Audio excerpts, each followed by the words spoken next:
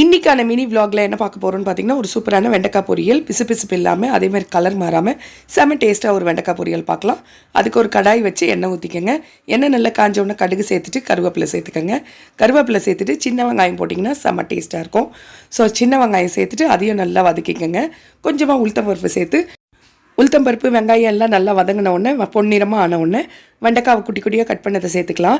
சேர்த்துட்டு ஒரு நல்லா வதக்கிட்டு தட்டு போட்டு மூடி வச்சுருங்க. கொஞ்சமாக உப்பு சேர்த்திங்கன்னா அந்த பிசுபிசுப்பு தன்மை இருக்காது.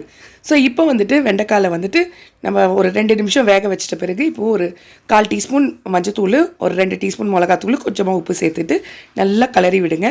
கொஞ்சமாக தண்ணி லைட்டாக தெளித்து விடுங்க. ஊற்ற வேண்டாம், தெளித்து விட்டுட்டு நல்லா வதக்கி விட்டுட்டு நான் 2 பூண்டு பல் எடுத்துருக்கேன். அதையும் நல்லா நுணுக்கிட்டு வெண்டைக்காயோடையே சேர்த்துக்கங்க. செம்ம வாசனையாக இருக்கும், செம்ம டேஸ்ட்டாக இருக்கும். ஒரு தட்டு போட்டு மூடி ஒரு 10 நிமிஷம் மீடியம் ஃப்ளேமில் வச்சிங்கன்னா சூப்பரான வெண்டைக்காய் பொரியல் ரெடி. உங்களுக்கு வெண்டைக்காய் பொரியல் பிடிக்குமா? கமெண்ட் பண்ணுங்கள்.